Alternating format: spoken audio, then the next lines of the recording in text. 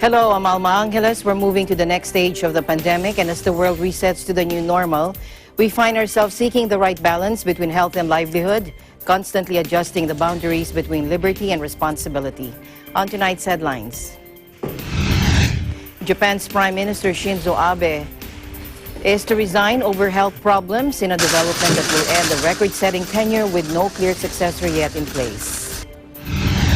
President Trump tears into his election challenger Joe Biden as a threat to the American dream in a bruising speech accepting the Republican nomination for a second term against a backdrop of racial tensions and the deadly coronavirus pandemic.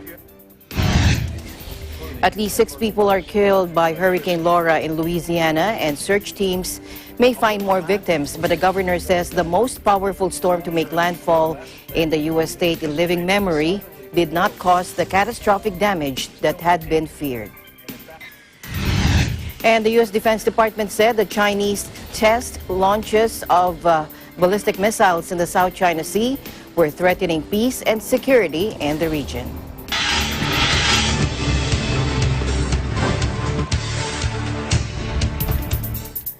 And first, we go to Japan, where the Prime Minister Shinzo Abe is to resign over health problems in a development that will end a record-setting tenure with no clear successor yet in place. Joining us live from Japan is Dennis Liu for the details. Hello, Dennis. Hello, Alma. Good evening to you and to all our televiewers.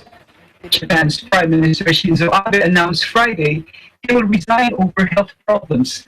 He said he was suffering from a recurrence of the ulcerative colitis that ended his first term in office. Let's listen in.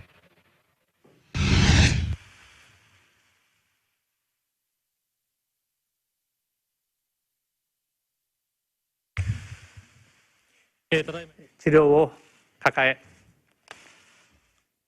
体力が万全でないという苦痛の中、大切な政治判断を誤ること、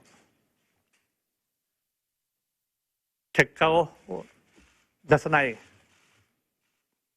ことがあってはなりません。国民の皆様の負託に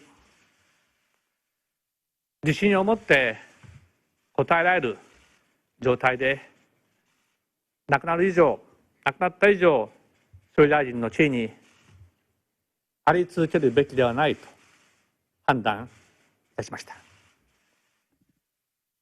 総理大臣の職を辞することといたします。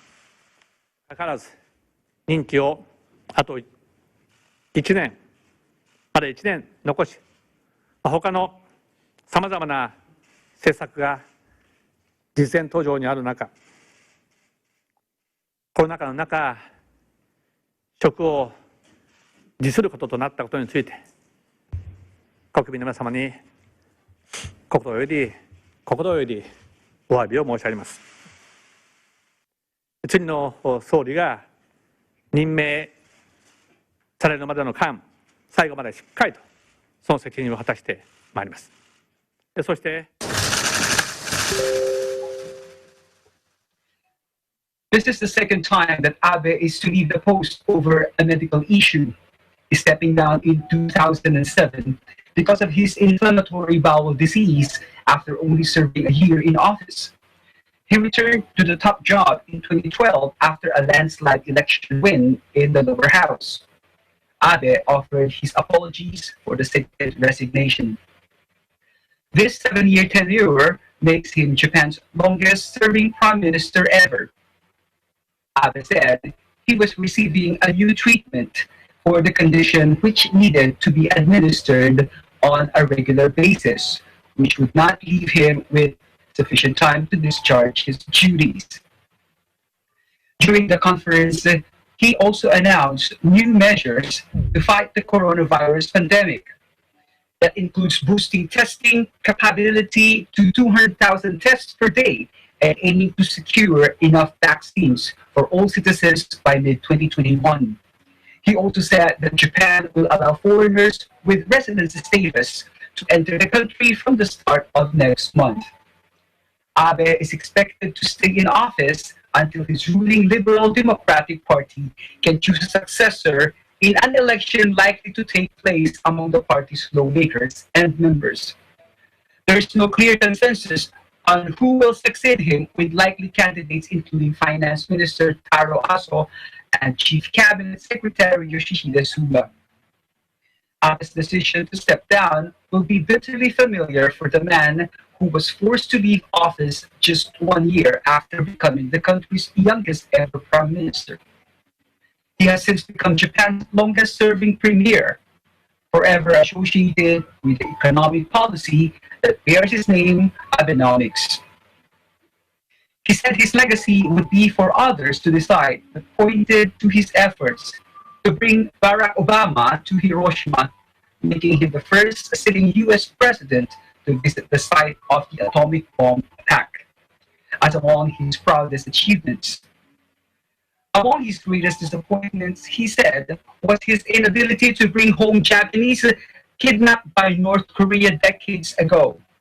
Tributes poured in from leaders around the world, with the Kremlin hailing Abe's invaluable contribution to relations.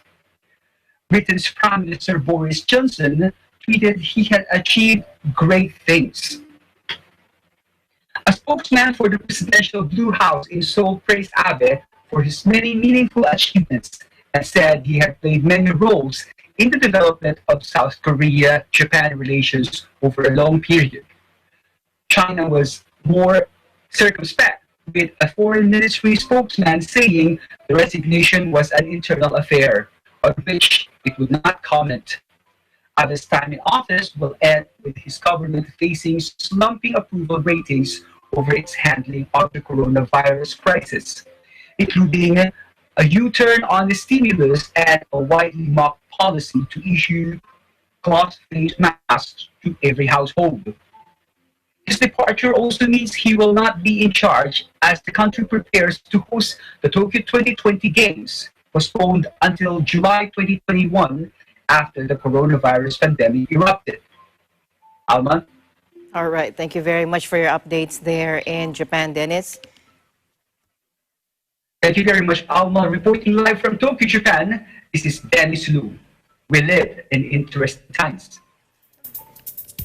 President Trump warned that his election opponent, Joe Biden, wants to destroy American greatness in a speech accepting the Republican nomination for a second term against a backdrop of explosive racial tensions and the deadly coronavirus pandemic. The former celebrity real estate developer declared himself all that stands between Americans and the disaster he claimed his weak Democratic rival would bring if he wins on November 3. Take a look. My fellow Americans, tonight, with a heart full of gratitude and boundless optimism, I profoundly accept this nomination for President of the United States. Joe Biden is not a savior of America's soul. He is the destroyer of America's jobs, and if given the chance, he will be the destroyer of American greatness. The cost of the Biden shutdown would be measured in increased drug overdoses, depression, alcohol addiction, suicides, heart attacks, economic devastation, job loss, and much more. Joe Biden is weak. He takes his marching orders from liberal hypocrites who drive their cities into the ground while fleeing far from the scene of the wreckage. These same liberals want to eliminate school choice while they enroll their children in the finest private schools in the land. They want to open our borders while living in Waldorf compounds and communities in the best neighborhoods in the world. For 47 years, Joe Biden took the donations of blue-collar workers, gave them hugs and even kisses.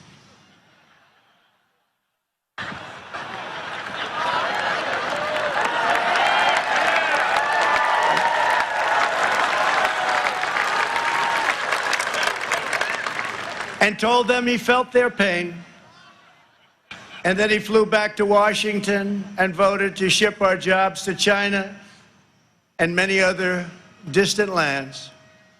When I took bold action to issue a travel ban on China very early indeed. Joe Biden called it hysterical and xenophobic. And then I introduced a ban on Europe very early again. If we had listened to Joe, hundreds of thousands more Americans would have died. Instead of following the science, Joe Biden wants to inflict a painful shutdown on the entire country. Joe Biden's plan is not a solution to the virus, but rather it's a surrender to the virus. Mob rule. We can never allow mob rule. In the strongest possible terms, the Republican Party condemns the rioting, looting, arson, and violence we have seen in Democrat-run cities all, like Kenosha, Minneapolis, Portland, Chicago, and New York, and many others, Democrat-run. There is violence and danger in the streets of many Democrat-run cities throughout America. President Trump spoke from the White House's South Lawn, which he had transformed into a flashy event center for the final night of the Republican convention, trampling over long-running presidential custom to separate the so-called People's House from political campaigning. President Trump had some 1,500 white chairs laid out in front of the stage, bedecked with rows of U.S. flags and two giant video screens. The immense fireworks displayed featured President Trump's name written in fiery letters in the sky. And despite Trump's warnings of chaos, his bid for re-election is already taking place amid levels of turmoil the country hasn't seen for decades. And COVID-19 has killed more than 180,000 Americans so far, while the nation's painful reckoning over racial justice was playing out outside the White House, where a Black Lives Matter protest, complete with shouting and vuvuzela trumpets, was audible inside the fences. Meanwhile, anti-racism protesters were planning to flood the streets of the U.S. Capitol on Friday, U.S. time, after a white officer shooting of African-American Jacob Blake rekindled outrage over police violence and sparked a boycott movement in the sports world. Tens of thousands of demonstrators are expected on the streets of Washington for a march to mark the date of civil rights leader Martin Luther King's historic I Have a Dream speech. The demonstration has been dubbed "Get Your Knee Off Our Necks," in reference to African-American George Floyd, who suffocated beneath the knee of a white officer in Minneapolis, igniting the most widespread civil unrest in the country in decades.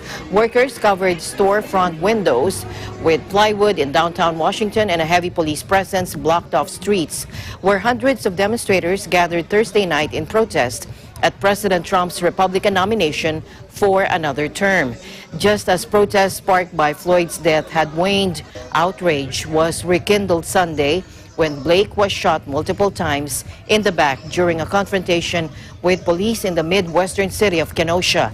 Blake survived and is hospitalized but may never walk again, according to his lawyer.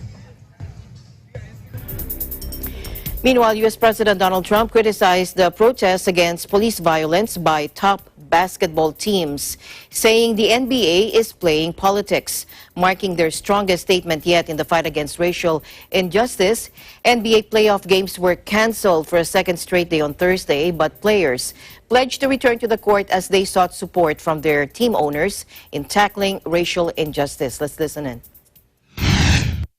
I don't know much about the NBA protest. I know their ratings have been very bad because I think people are a little tired of the NBA, frankly. But I don't know too much about the protest. But I know their ratings have been very bad, and that's unfortunate. They become like a political organization, and that's not a good thing. I don't think that's a good thing for sports or for the country. A Milwaukee Bucks boycott inside the NBA's Orlando bubble on Wednesday sparked a wave of protests that ultimately saw dozens of games called off across an array of sports: basketball, football, baseball, ice hockey, and tennis. Black players, their teammates, and supporters demanded action in the face of yet another police shooting of an African-American after Jacob Blake was shot several times in the back in the Midwestern city of Kenosha on Sunday. The Bucks boycott, which was joined by their scheduled opponents, the Orlando Magic, prompted the NBA to postpone All 3 playoff games scheduled for Wednesday and 3 more slated for Thursday as players from all teams debated whether to continue the season already disrupted by the coronavirus. Players agreed on Thursday to continue the playoffs with LeBron James and the Los Angeles Lakers, who had been in favor Wednesday night of abandoning the season, reportedly on board with the decision. In other news, the U.S. Defense Department said that Chinese test launches of ballistic missiles in the South China Sea were threatening peace and security in the region. Confirming reports that Beijing's forces launched as many as 4 ballistic missiles during military exercises around the Paracel Islands, the Pentagon said the move called into question China's 2002 commitment to avoiding provocative activities. China's actions, including missile tests, further destabilize the situation in the South China Sea, the Pentagon said in a statement. Over the past decade, China has built up military installations on several disputed reefs and outcroppings in the South China Sea to assert its sovereignty over much of the region against territorial claims by Vietnam, Philippines, Malaysia, Taiwan, and Indonesia. The Pentagon said the Chinese military's August 23 to 29 military exercises near the Paracels, which it calls Sisha, were the latest in a long string of PRC actions to assert unlawful maritime claims and disadvantages its Southeast Asian neighbors. It said the U.S. had urged China in July to reduce its militarization and coercion in the region. Instead, the PRC, or People's Republic of China, chose to escalate its exercise activity by firing ballistic missiles. Earlier on Thursday, Beijing blasted Washington over its blacklisting of 24 state-owned Chinese companies involved in building and supplying China's South China Sea bases. At least 6 people were killed by Hurricane Laura in Louisiana, and search teams may find more victims. But the governor said that the most powerful storm to make landfall in the U.S. state in living memory didn't cause the catastrophic damage that had been feared. Take a look. First of all, it is clear that we did not sustain and suffer the absolute catastrophic damage that we thought was likely based on the forecast we had last night. But we have sustained a tremendous amount of damage.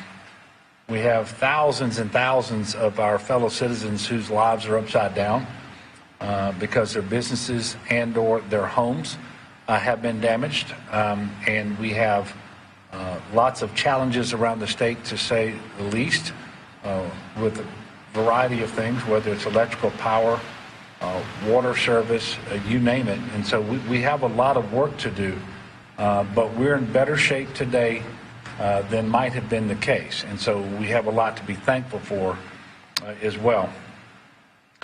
As you know by now, I'm sure, Hurricane Laura made landfall as predicted last night, or I should say this morning at 1 a.m.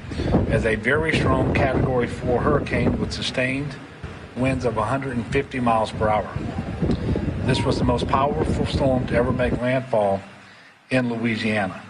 And it is still a powerful storm that is in the state of Louisiana that is continuing to cause damage and life-threatening conditions, including further loss of electricity. I would remind people that even though that storm surge was a little less than we anticipated, the southerly flow still continues. And in fact, that outer band basically reaches down into Corpus Christi, Texas, and makes a large counterclockwise rotation, pushing additional water still. And we are getting reports now in Vermilion parishes and parishes east of there that water continues to rise. Now, not as quickly as we had feared, but what I'm trying to tell people is, in your particular area, you may not have seen the water at its highest yet as it relates to Laura, so be cognizant of that. It was wild. Around 1 or so, the wind picked up, and I could hear the neighbor's roof blew off the side of the house, and this blew my house. I stayed, we have several pets and everything, and I stayed with the cats and dogs. Everybody else evacuated. Everybody. Hurricane Laura struck the coast of Louisiana early Thursday as a Category 4 storm, the second highest on the wind scale, and it has since been downgraded to a tropical storm. The Louisiana Health Department reported there had been 6 storm-related deaths. According to Governor Edwards, 4 of them were related to trees falling on residences. On the other 2 deaths, health authorities said 1 man died of carbon monoxide poisoning from a generator in his house, and another man drowned when the boat he was in sank during the storm. The governor said storm surge did not materialize to the degree that it had been forecasted, although it may have reached as high as 15 feet in some places. The National Hurricane Center had warned of unsurvivable storm surge of up to 20 feet, and evacuation orders had been issued for hundreds of thousands of Louisiana and Texas residents. Now, U.S. President Donald Trump said during a FEMA briefing on Hurricane Laura that he was prepared to postpone his speech at the Republican National Convention, but will now visit Texas and Louisiana at the weekend. Take a look. Very shortly, we'll be doing tonight. In fact, I was actually prepared to postpone the speech tonight and make it on Monday. I was going to Texas. I was going to Louisiana, maybe Arkansas. Looks like Arkansas. I just spoke to the governor. It's going to be in pretty good shape, but they'll need some help. But now it turned out we got a little bit lucky. It was very big. It was very powerful, but it passed quickly. And so everything's on schedule. We'll probably be going on Saturday or Sunday, and we'll be heading to Texas and Louisiana.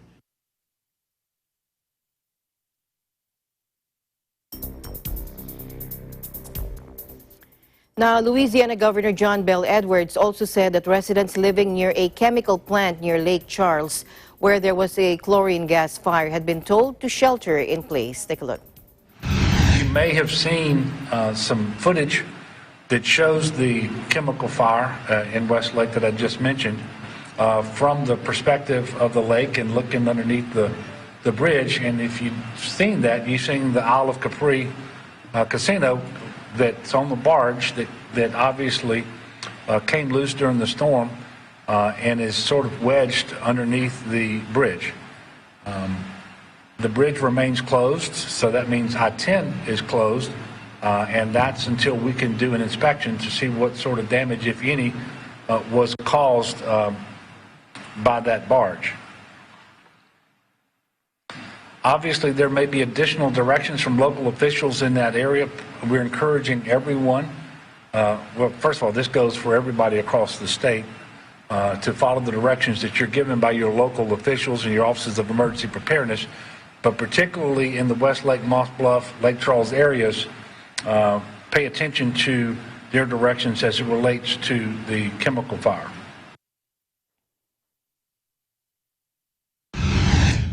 Down trees.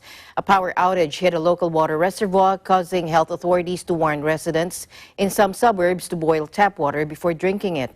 Melbourne remains under lockdown as authorities work to... And heavy monsoon rains wreaked havoc in the southern Pakistani city of Karachi, with 30 deaths over the past 3 weeks from flood-related incidents, including injuries from collapsed buildings, drownings, and electrocutions. Take a look.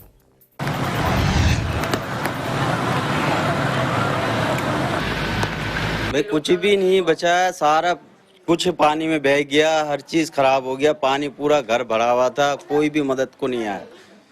हम बिल्कुल जो है ऐसे घर पे रहे, छत पे भी नहीं है, छत पे भी बारिश आ रहा था, कोई बच्चे का भी संभालने का जगह नहीं था। इतने परेशान हाल निकले कि जब हमारी बिल्कुल गर्दन तक पानी आ गया ना, तो हम अपने बच्चों को इस तरह से हाथों में ऊपर यूं उठा के और सामने वालों के घर में पना लिया। हमने रात को छत पे बैठ के गुजारी है, पूरी रात, और इस तरह से गुजारी है कि हमारा दिल जानता है। पूरा मेरी बमों का फर्नीचर देखिए आप जाके घर में कि पूरा डूबा पड़ा हुआ है, हर चीज डूबी हुई है। Meteorological officials said downpours in August have shattered 89-year-old records for the city. Some 484 millimeters of rain has fallen this month so far, according to weatherman Sardar Sarfaraz. 30 people were injured and a shop partly destroyed when a cash point was deliberately blown up in a town outside Paris on Friday, according to police.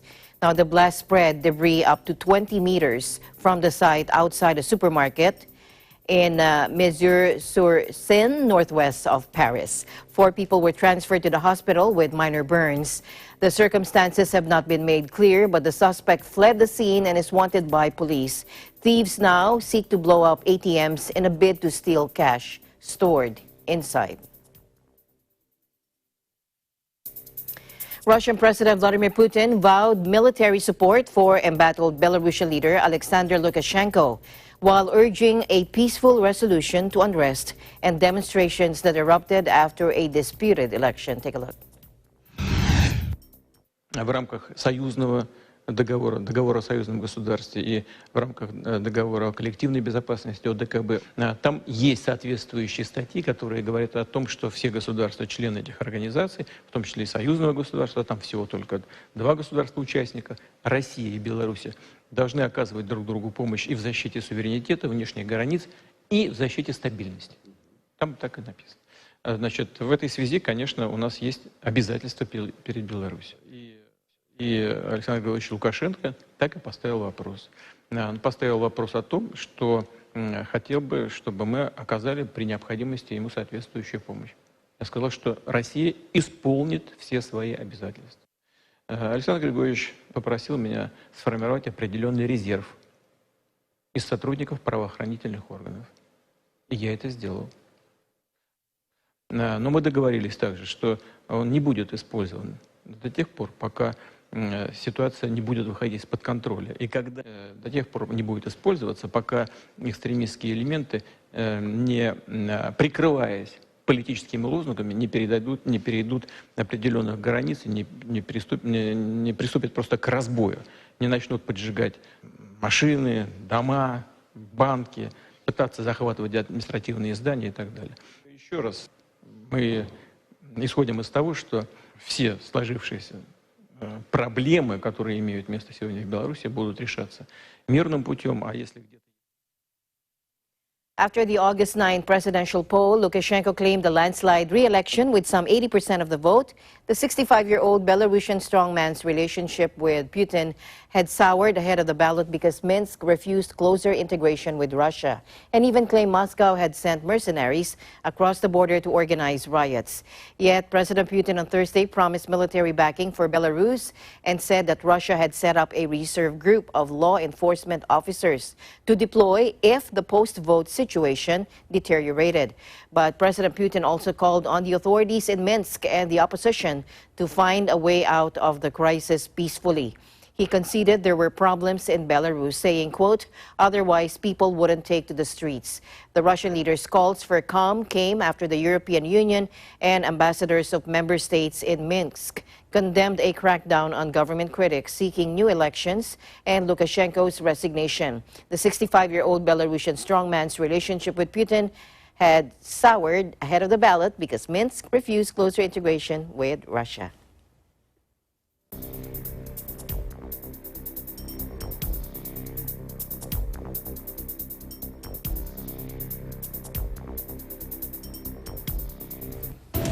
Eagle News will be right back.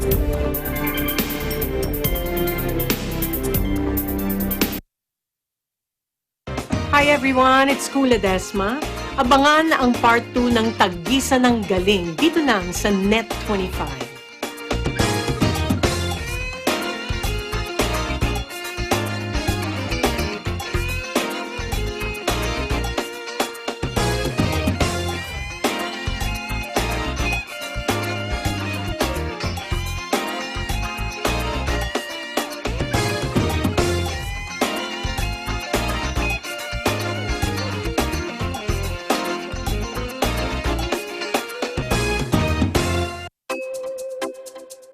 The New Era University, in its 45th year of excellence, discipline, and service to humanity, will offer online education all levels beginning this first semester academic year 2020 to 2021 through the NEU Virtual Learning Environment, or NEU VLE. New Era University offers a complete basic education cycle from kindergarten up to senior high school, offering all strands.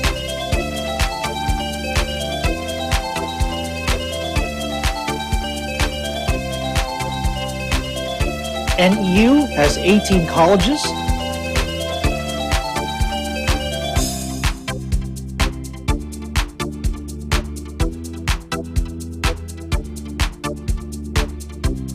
and 2 graduate schools. It also offers ALS and ETF. Best of all, NEU has the most affordable tuition fees among private universities in the Philippines. NEU is at Quezon City, the city of San Fernando, Pampanga, General Santos City, South Cotabato, Lipa City, Batangas, and Pinugay, Baras, Rizal. New Era University is under the stewardship of Dr. Dilo L. Rosas. What are you waiting for? Be part of the new normal. Enroll now. Classes start on October 5, 2020.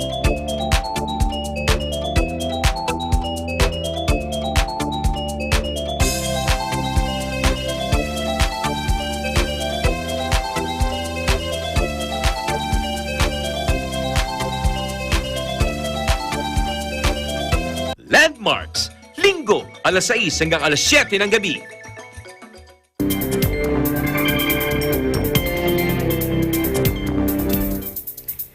Welcome back. Tokyo's benchmark Nikkei index reversed earlier gains and closed down more than 1.4% on Friday after reports said Japanese Prime Minister Shinzo Abe was to resign for health reasons. Take a look.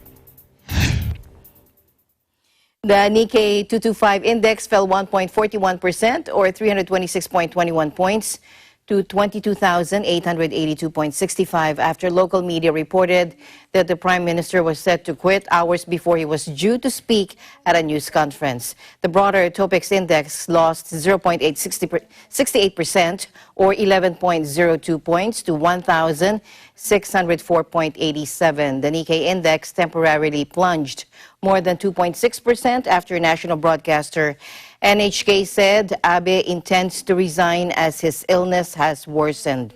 The yen, considered a safe haven in times of uncertainty, rallied against the dollar, hitting 106.28 to the greenback from 106.63 on Friday morning. In Tokyo, Sony dropped 3.25% to 8,280 yen. Toshiba plunged 3.81% to 3,150 yen, and Nintendo lost 1.5% to 56,390 yen. Toyota fell 0.24%, but Nissan gained 2.55%. And as Japan's Prime Minister Shinzo Abe announces his resignation, an expert says his departure would push domestic politics into a big question mark in search of his successor. But the series of short-serving prime ministers before Abe took power is unlikely to happen again. Take a look. He has provided a large measure of stability to the political scene in Japan for a long while. And because before Prime Minister Abe came into the picture, there was actually a revolving door, a series of prime ministers that served for a year or slightly more than a year or so. So there were quite a few of them. His departure would actually push Japan or push domestic politics in Japan to a big question mark, because for a long while the big discussion was whether who could be a potential successor to Abe. And right now it's still not very clear. The one that is being frequently mentioned these days is actually the Tokyo governor, Yuriko Koike, who is actually one of Abe's protege, but of course there are other contenders. Koike has two advantages, being first of all a lady, and Japan has never had a lady prime minister before, and secondly, being seen to be very responsive and very able to handle the COVID virus. So in terms of domestic politics, I don't think we're going to see a series of one-year prime ministers. I don't think so. I think somebody strong from the LDP will come forward, and it is in the LDP's interest to keep this person on as long as possible, so that they can actually finish the kind of reforms that they want. The Prime Minister had been expected to stay in office until the end of his term as LDP leader in September 2021, and the jockeying for position to succeed him was still in its early stages. Still, some potential successors have already emerged, among them Finance Minister Taro Aso, Chief Cabinet Secretary Yoshihide Suga, former Defense Minister Shigeru Ishiba, and LDP Policy Chief Fumio Kishida. Kishida is rumored to be Abe's personal choice, while Aso commands one of the strongest blocs within the ruling party. Most of the potential successors are seen as unlikely to break significantly with Abe's policies. Now, Japanese Prime Minister Shinzo Abe brought energy and verve to foreign relations and wasn't shy about forging personal relationships with state leaders, according to William Chung, a senior fellow at the ISEAS Yusof Ishak Institute in Singapore. Take a look. Term that lasted 8 years. Abe certainly brought that energy and verve to the office of the Prime Minister.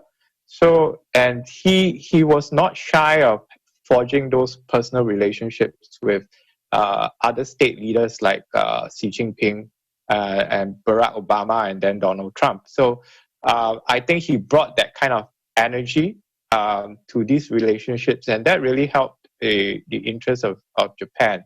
Take, for example, Donald Trump. Essentially, Abe has already drove down deep the kind of the key pillars of Japan's kind of security and economics policies. So we won't be seeing kind of any kind of severe disjunctures of the policy directions that Abe have already put in place. So while the style, the unique style that a new prime minister might bring to the table will be different, I'd say that the substance of the policies are already pretty much entrenched. I think earlier, which is the free and open Indo-Pacific, kind of broad principles about the need to respect international law, freedom of navigation, connectivity, and building of infrastructure. And like I said, that's gained a lot of traction among other democracies like Australia and India and the United States, and to a lesser extent, ASEAN as well. And this will be essentially one of Abe's legacies going forward.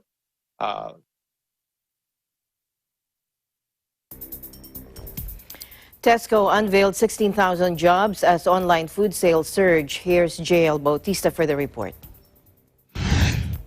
Tesco will create 16,000 permanent UK jobs to meet a coronavirus-fueled surge in online grocery demand, the supermarket giant said Monday in a boost for the country's embattled retail sector. Britain's biggest retailer added in a statement that it expects the majority of jobs to be filled by temporary staff drafted in during the pandemic to cope with soaring home food deliveries amid the country's lockdown. Since the start of the pandemic, our colleagues have helped us to more than double our online capacity, safely serving nearly 1.5 million customers every week and prioritizing vulnerable customers to ensure they get the food they need, said Jason Terry, Chief Executive for Tesco UK and Ireland. These new roles will help us continue to meet online demand for the long term and will create permanent employment opportunities for 16,000 people across the UK, he added in a statement. The new permanent positions are in addition to around 4,000 full-time jobs created by Tesco during the pandemic. Some 47,000 temporary staff joined Tesco at the peak of the coronavirus, most of whom have reached the end of their contracts. Pre-pandemic, online sales at Tesco accounted for about 9% of total revenue. That has jumped to more than 16%, with Tesco expecting online sales this year to reach more than £5.5 billion, or $7.1 billion US dollars, or 6.0 billion euros. Monday's update comes after major UK companies announced thousands of job cuts in recent weeks, notably across the aviation, energy and retail sectors, owing to COVID-19 fallout. Britain's economy shrunk by 1/5 in the second quarter, more than any European neighbour, as the lockdown plunged the country into its deepest recession on record. In October, the UK government is to end a furlough scheme that has been paying up to 80% of wages for around 10 million workers during the pandemic. Analysts said this will result in soaring unemployment across Britain. Reporting from United Kingdom, this is J.L. Bautista. We live in interesting times.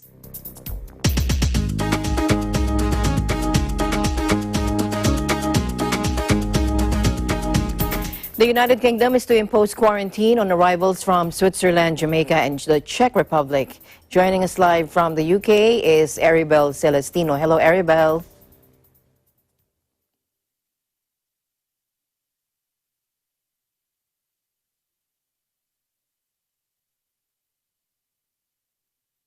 Hello, Aribel. Can you hear me? Okay.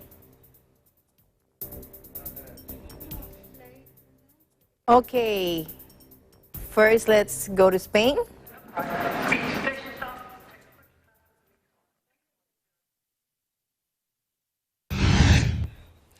Children above the age of 6 in Spain will be required to wear face masks at school at all times, according to the government, as it seeks to restart lessons despite a surge in coronavirus infections. In the past 2 weeks, Spain has recorded 190 cases per 100,000 inhabitants, by far the worst rate in the 27-nation European Union.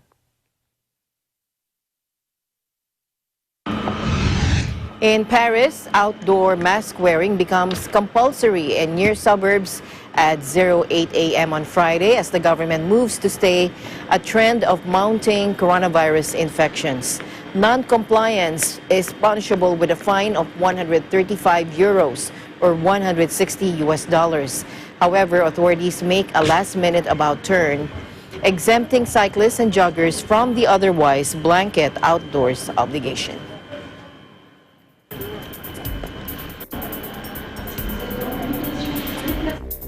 Okay, let's go back to the United Kingdom, where it is imposing quarantine on arrivals from Switzerland, Jamaica, and the Czech Republic. Aribel Celestino joins us live. Aribel. Hi, Alma. Thank you so much for having me. And yes, here's our report from the UK. Britain on Thursday said it will reimpose quarantine for travelers from the Czech Republic, Jamaica, and Switzerland, but ease restrictions on arrivals from Cuba in a bid to keep coronavirus infections rates down. The decision, which will come into effect from 4 o'clock British Standard Time on Saturday, will require travelers from these 3 countries to self-isolate for 14 days following spikes in cases. Data shows we need to remove the Czech Republic, Jamaica, and Switzerland from our list of coronavirus travel corridors to keep the infections rates down, Transport Secretary Grant Shapps wrote on Twitter. Data also shows we can now add Cuba to those countries included in the travel corridors, he added, warning that people thinking of traveling abroad should be prepared for the advice to change at short notice.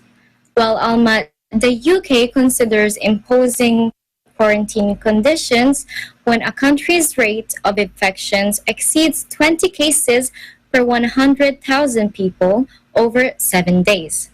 The government said there has been a consistent increase in the weekly case rate in Switzerland over the past 4 weeks, with cases per 100,000 rising from 18.5 to 22 over the past week.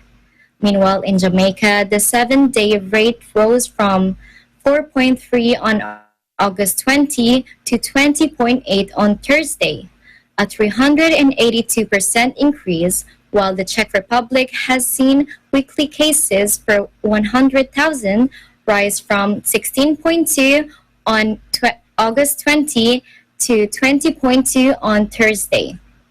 More than 1.6 million British people traveled to Switzerland last year, the Swiss Tourism Federation said, drawn by the Alps and the mountain air. The Czech Republic sees more than 300,000 British tourists every year, according to the Foreign and Commonwealth Office. The capital, Prague, is a popular destination for city breaks and stag parties. Katarina Hobbs, director of Czech Tourism UK and Ireland, insists the country remains a safe country to travel to, adding she hoped the British government would reconsider its decision very soon.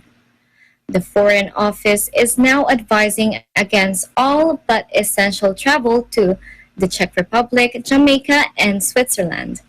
UK tourists in those countries are being told to follow local rules and check the FCO travel advice.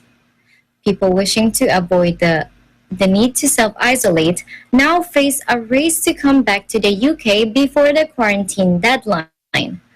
Simon Calder, travel editor of The Independent, told the BBC fares went through the roof within minutes of Number 10's announcement, with airlines including British Airways adding extra flights to Heathrow from Prague, Geneva, and Zurich, priced at about £300 one way. He also wrote in The Independent that a significant number of UK tourists with family connections to Jamaica were understood to be on the Caribbean island, but warned it might be too late for them to return by Saturday's deadline if they missed Thursday's overnight flights, which go through America. He advised travelers leaving Switzerland to avoid flying via Basel Airport, as its terminal and runway is set inside French territory, and according to the Department for Transport, would prompt the need to self-isolation. Liechtenstein is now also off limits, he added, because it is only accessible through Switzerland and Austria, which is also on the government's quarantine list. Over to you, Alma. All right. Aribel, can you update me what is the latest coronavirus situation over there in the United Kingdom? Well, Britain, as you know, which has been the hardest hit European country by the COVID-19, registering more than 41,000 deaths to date, has itself seen its number of confirmed cases creeping up in recent weeks. In fact, officials announced more than 1,500 new cases on Thursday, which is its highest total since mid-June, although hospitals, admissions, and death rates quarantine measures in the early stages of the pandemic, but in June imposed a blanket self-isolation requirements on all arrivals. Week later, it carved out travel corridors, which exempted travelers from certain countries from quarantine. However, the measures were reintroduced for arrivals from Spain in late July, catching airlines by surprise, as well as thousands of Britons leaving for their holidays. The country's struggling tourism sector has criticized the quarantine policy as overbearing and called for more targeted testing at ports of entry. Back to you, Alma. All right. Thank you very much, Aribel, for your updates there in the United Kingdom. Stay safe. Thank you, Alma. Stay safe as well. Reporting from the United Kingdom, I am Aribel Celestino, and we'll live in interesting times. And European nations are pushing ahead with reopening primary schools despite a rise in coronavirus cases, with smaller classes, shorter lessons, and mask wearing among the steps adopted to curb infections. But many parents and teachers worry the measures are not enough or have been adopted too close to the start of classes to be put in place properly, leading some parents to decide to keep their children at home. Italy, Europe's first virus hotspot, requires masks for children over 6 only when they can't respect social distance, while Greece has made it mandatory for all students. In Greece, which has avoided the worst of the pandemic so far, classes can have no more than 17 students, while Serbia and Bosnia have set the limit at 15. Meanwhile, Austrian Chancellor Sebastian Kurz on Friday predicted a return to normal next year after a challenging autumn and winter because of the pandemic. He said the next months would be challenging as schools start again Temperatures drop and the annual flu season begins. However, Mr. Kurz added it is very probable from our standpoint, he said, that next summer can be a normal one again. He also said the government would decide next week whether to further strengthen or tighten measures to rein in rising numbers of infections. Now, he didn't say what these measures could be, but the government's goal was to try to avoid another strict lockdown after the one in March to curb the pandemic. Last month, Austria reintroduced mandatory face masks used in supermarkets, food stores, post offices and bank branches, in addition to public transport and pharmacies. The Alpine EU member, with a population of nearly 9 million, has largely escaped the brunt of the crisis so far, recording some 26,400 novel coronavirus cases and 733 deaths. Around 5,800 people suspected of killing health workers, selling defective medical equipment, and lying about their travel history have been arrested in China for epidemic-related crimes since January, according to the state prosecutor. One case involves a shopper who beat another customer to death for not wearing a mask in a supermarket, while another includes a person who deliberately mowed down medical workers with a car. The Embassy of Mexico in the Philippines, in partnership with Eagle Broadcasting Corporation, will be presenting 3 short animated movies for children in celebration of Mexico's National Film Day in August. The 3 films, which belong to the collection of movies prepared by the Mexican Institute of Cinematography, will be aired on Net 25 this Saturday, August 29 at 11 a.m. and 10 p.m.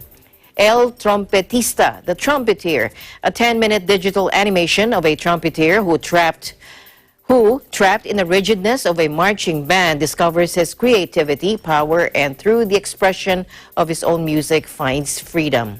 The other one is Las Olas del Cielo, the Waves of the Sky, which tells the story of Pedro, a bird who cannot fly in the same pace as his flock and decide to fly on his own. Losing control of his flight, he falls on a beach where the cheerful turtle Francisca, through play and dance, will teach him to connect with his own rhythm and harmony. Another one is Elena y las Ombras, Elena and the Shadow, the story of a little girl who was alone in her world when she meets Felix, a blind child who shows her how to access other universes. Elena realizes that her world can be widened and that Felix is much more than his visual disability. Now, His Excellency Gerardo Lozano Arredondo, Ambassador of Mexico to the Philippines, said that they chose these 3 films as they believe that Filipino audiences will enjoy them, particularly in these hard times. He said, "We recognize that the pandemic has changed our lives beyond what we could imagine," the ambassador said, noting that the confinement due to the pandemic had brought challenges such as feelings of anxiety and uncertainty. However, we also found that culture and arts are a very effective antidote to these feelings and promote emotional and spiritual well-being. When life gets difficult, it is important to stimulate our minds with creativity and imagination to maintain our mental wellness, Ambassador Lozano remarked. He also said it is for this reason that, quote, "we must continue to promote and participate in cultural events."